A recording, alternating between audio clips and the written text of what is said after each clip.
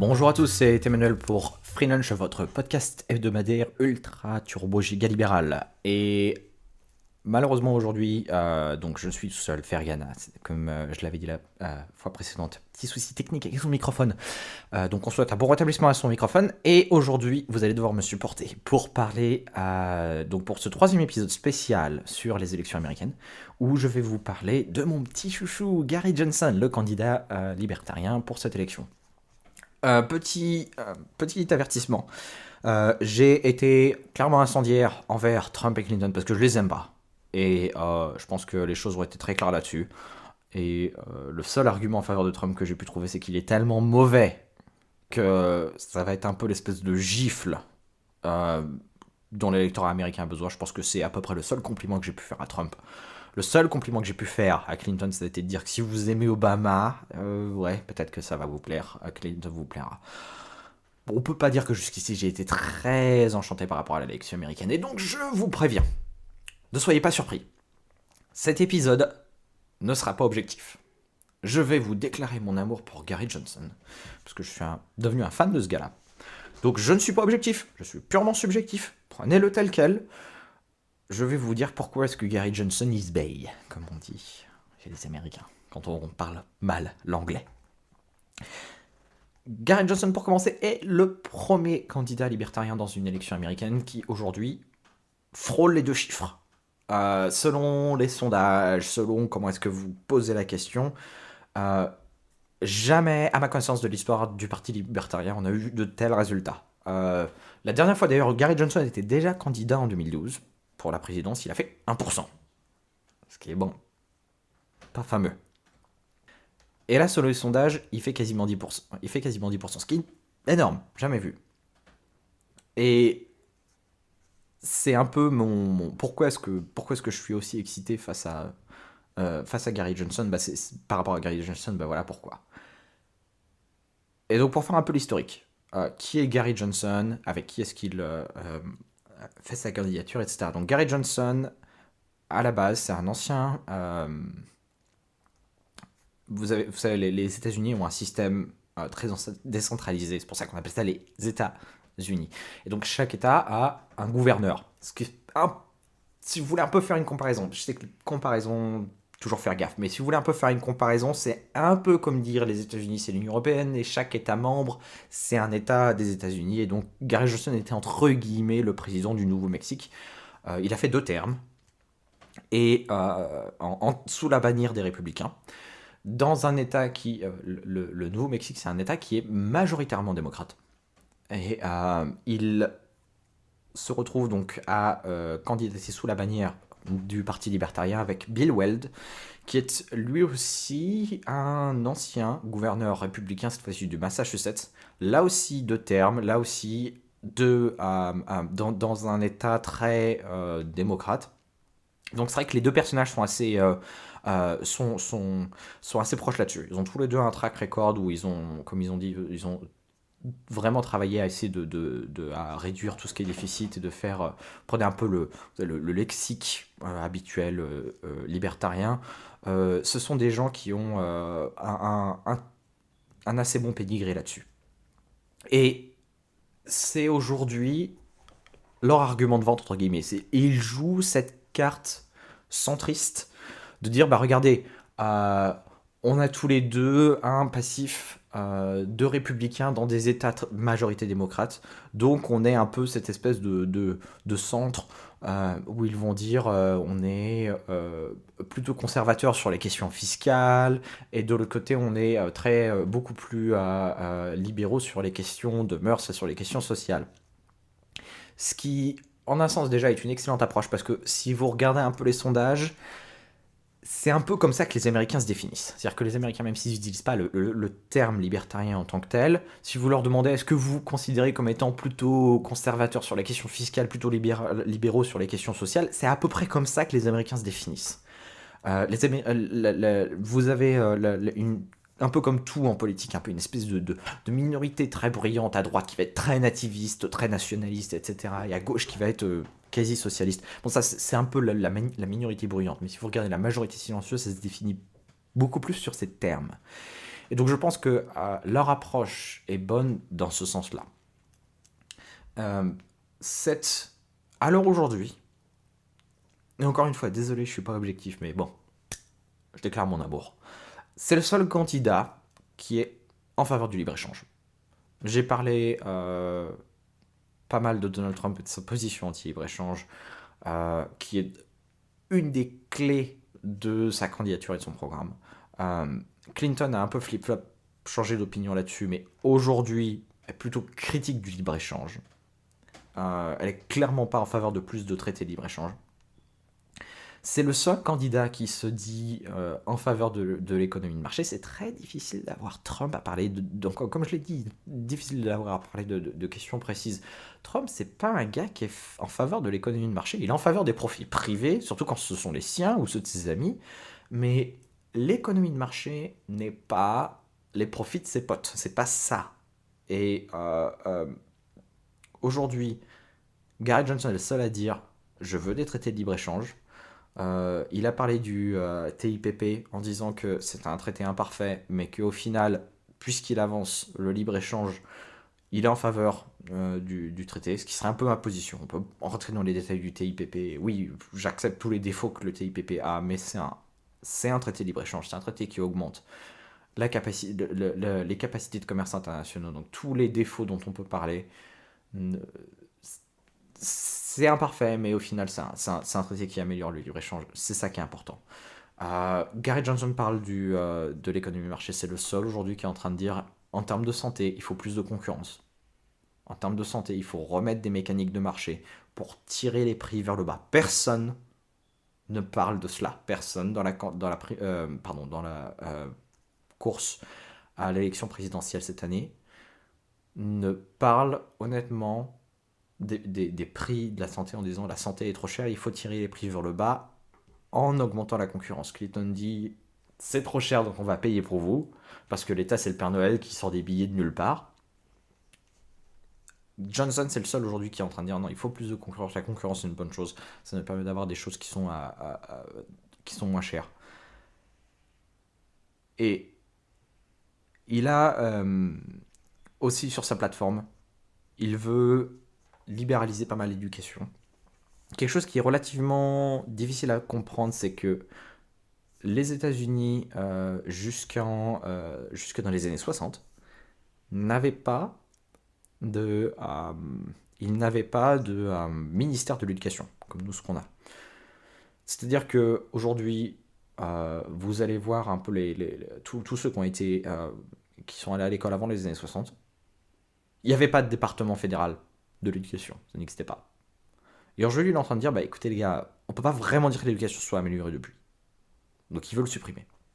Il est en faveur de plus de concurrence dans l'éducation, donc un peu tous les systèmes de charter school, quelque chose dont on a parlé aussi sur le podcast. C'est une très bonne initiative qui est en fait un mixte privé-public, puisqu'il permet d'avoir une plus grande concurrence dans l'éducation, tout en garantissant l'accès. Donc c'est un peu un système où ce sont des écoles financées en fonction du nombre d'élèves. Alors après, vous avez plusieurs déclinaisons, vous avez les systèmes d'échecs scolaires, vous avez les charter schools, etc. Il veut plus de choix dans l'éducation.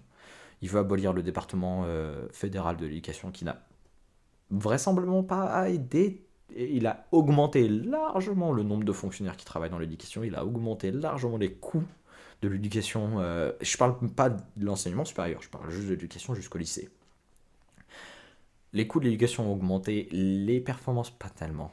En tout cas, clairement pas quand on met ça en face de l'augmentation des coûts. Et une de ces propositions qui est très intéressante, c'est il veut complètement repartir de zéro sur l'impôt, tout ce qui est imposition fédérale. Où vous avez tout un système d'impôt sur le revenu, un système d'impôt sur les sociétés, mais il n'y a pas de TVA aux États-Unis, en tout cas au niveau fédéral. Donc ce qu'il veut faire, c'est fusionner l'impôt sur le revenu et l'impôt sur les sociétés, et remplacer cela par une TVA. Après, on peut rentrer dans les détails. Je sais ce que vous allez dire. La TVA, c'est quelque chose qui frappe tout le monde de façon égale. C'est pas forcément vrai quand vous prenez en compte le cycle de vie complet. Donc, c'est un peu plus complexe. ce qui serait au final une réforme neutre. Ce qu'il propose, c'est une réforme neutre, dans laquelle vous supprimez complètement l'impôt sur les sociétés, vous supprimez complètement l'impôt sur le revenu, et à la place, vous avez une TVA qui permettrait de financer tout ce qui est militaire, budget militaire, etc. Donc, à revenu constant, vous virez l'IRS, donc qui est le Bercy américain, pour ceux qui ne le savent pas, et vous vous retrouvez avec un système qui a les mêmes capacités financières et qui a enfin, voilà, encore une fois, qui est neutre et qui est beaucoup moins intrusif. Parce que vous avez plus toutes ces possibilités de contourner avec toutes les niches fiscales, etc. Ça n'existe plus. Et aussi, ça devient un énorme signal d'investissement pour les investissements.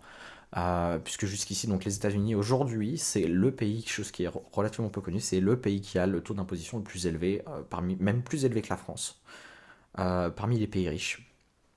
Et donc, il veut changer cette dynamique en disant, ben non, au lieu de taxer l'investissement et les talents, on va taxer la consommation. Ce qui, normalement, si vous êtes de gauche, c'est plutôt censé être quelque chose que vous aimez. Mais étonnamment, ça passe pas tant que ça.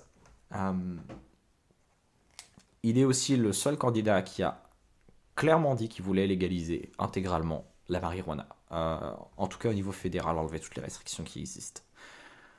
C'est par ailleurs, petite anecdote, un ancien patron d'une compagnie qui fabriquait des produits en lien avec le cannabis. C'est quelque chose qu'il a. C'est quelque chose qu'il connaît bien. Et c'est aussi quelqu'un qui veut légaliser l'immigration de façon très large pour tous ceux qui veulent venir travailler. Et j'aime beaucoup son message qui est de dire que si vous voulez venir travailler aux États-Unis, vous êtes les bienvenus. On va vous donner un visa pour bosser, point. Il n'y a pas besoin de remplir des conditions ou de je ne sais quoi. Vous respectez la loi, vous voulez travailler, vous êtes le bienvenu. Il vient du Nouveau-Mexique, donc il connaît bien l'immigration mexicaine. C'est quelque chose avec lequel il est très familier. Et il se pose en opposition directe par rapport à Clinton et par rapport à Trump. Puisque Clinton est un track record, on va dire, mitigé sur la question de l'immigration. Trump est clairement en train de dire construire un mur. Et il martèle Trump là-dessus. Vraiment, il mâche pas ses mots. Et c'est aussi le seul candidat qui est clairement anti-interventionniste. C'est le seul candidat qui ose dire devant la télé que les interventions militaires américaines souvent ont l'effet contraire de ce qui était de ce qui était voulu au début. Que les interventions militaires américaines créent plus de problèmes qu'elles n'en résolvent. Et que il faut une armée, mais une armée pour se défendre quand vous êtes attaqué. Pas pour aller construire des nations et construire la démocratie, exporter la démocratie comme ce que Clinton veut faire. Et moi, si vous voulez, ce que je vais vraiment retenir de la candidature à Johnson, c'est l'impact qu'il a vis-à-vis du mouvement libertarien. Il est en train de changer beaucoup de choses. Le mouvement libertarien américain est, vous le savez probablement déjà, très radical. Très radical dans le sens, pas dans une approche politique à essayer de chercher un programme précis ou je ne sais quoi, mais plus un peu dans les recherches d'idéaux libertariens, etc., plus que dans le pragmatisme. Et lui, c'est quelqu'un qui est très pragmatique, quelqu'un qui a, contrairement à beaucoup de libertariens, qui a un minimum d'expérience là-dedans. Et il essaye d'apporter un message qui politiquement est vendeur. Et je pense que, en un sens, il aura un peu l'impact d'un Ron Paul, peut-être différent, parce que Ron Paul, c'était quelqu'un qui était vraiment dans l'approche traditionnelle, conservatrice, pas dans le sens conservateur religieux, mais dans le sens idéologique du terme. L'idée que basé sur les principes il ne faut pas créer des nouvelles institutions étatiques à moins que ce soit vraiment nécessaire, etc. Être sceptique de toute intervention de l'État et tout. Ron Paul avait un peu cette figure-là. Il a attiré beaucoup de gens dans le mouvement grâce à cela. Il a fait beaucoup de bien au mouvement, euh, mais il n'a pas réussi à attirer peut-être les foules, dans le sens où il est indéniable que Ron Paul avait une approche qui était intellectuellement construite, qui était bonne. Je suis clairement pas en train de critiquer Ron Paul, je pense que c'est quelqu'un qui a fait un travail énorme là-dessus, mais c'était quelqu'un qui peut-être ne plaisait pas forcément aux masses, parce que je dis pas ça de façon condescendante, mais les gens ne sont pas, l'activité favorite des gens, c'est pas de lire des bouquins de philosophie ou des traités d'économique ou sur l'action humaine, lire Mises et Hayek, etc. C'est ce que Ron Paul a essayé d'apporter. Il a apporté ça, il a apporté beaucoup de gens qui, justement, maintenant lisent Hayek et Mises. C'est très bien, mais ce n'est pas le cas de la majorité de la population. Je ne suis pas en train de les opposer, je ne suis pas en train d'opposer Johnson et Ron Paul. Je pense que les deux sont nécessaires et les deux se complètent. Il faut qu'il y ait un Johnson pour attirer, pour parler plus aux masses. Et il faut qu'il y ait un Ron Paul. Et je pense aussi peut-être Johnson a un message qui passe très bien, il marche très bien auprès plus de la gauche américaine, notamment par rapport à son message sur les immigrés, etc. Et peut-être que Ron Paul avait un message qui passait peut-être mieux auprès des républicains. Peut-être que aussi il y avait un peu cette espèce de dynamique. C'est pour ça que je ne pose pas les deux. Où Ron Paul attirait des gens, on va dire la partie intellectuellement saine, je sais pas si des gens pas idiots du parti républicain en leur disant regarde chez les libertariens au final on n'est pas des fous, on a des idées bonnes. Peut-être que Gary Johnson il est en train de faire ça auprès de la gauche, auprès des démocrates, en train de dire bah venez parce que bon, les démocrates vous représentent plus trop. Et il est clair que son impact positif, bénéfique, ça aura été d'apporter du sang neuf au sein du mouvement libertarien. Et ça je pense que c'est une excellente chose. C'est quelqu'un qui est imparfait. Il a on lui reproche de pas justement forcément toujours avoir une pensée construite. Il a pu par exemple, il y a des choses sur lesquelles je suis pas d'accord avec Gary Johnson, sa position sur pas rentrer dans les détails parce que c'est un incident médiatique plus qu'autre chose, mais toute la question du gâteau, est-ce que les fondamentalistes chrétiens doivent faire un gâteau pour les gays, ou peut-être un peu trop de soutien en faveur du TIPP. On peut parler de ces choses-là. C'est quelqu'un qui n'est pas forcément un pur libertarien, mais peut-être que c'est aussi ce dont on avait besoin. Peut-être qu'on a besoin de quelqu'un qui sorte juste du 1% de fous furieux libertariens qu'il y a dans le pays américain et qui soit capable de parler à plus de gens. Et aussi, c'est quelqu'un qui a su démontrer dans le passé, il a changé son opinion sur de nombreux sujets. Jusqu'à récemment. Que ce soit sur les sujets de vaccins ou autre, il y a quelqu'un qui a réussi à changer son opinion quand on présente des... quand on amène des preuves et des faits, etc. C'est quelqu'un qui est capable de changer son opinion. Ça, c'est quelque chose qui plaît. C'est quelque chose qui plaît à de nombreux commentateurs politiques américains. Et ce que je retiens de cette élection, c'est que le mot de la fin, je dirais, c'est que on est dans cette espèce de situation ubuesque où le candidat le plus modéré, entre guillemets, le moins fou furieux, qui est pas juste en train de dire on va bombarder tout le monde et on va construire un mur, au final c'est le libertarien. Et je me dis c'est quand même assez drôle de vivre dans une époque où le modéré d'une élection c'est le libertarien.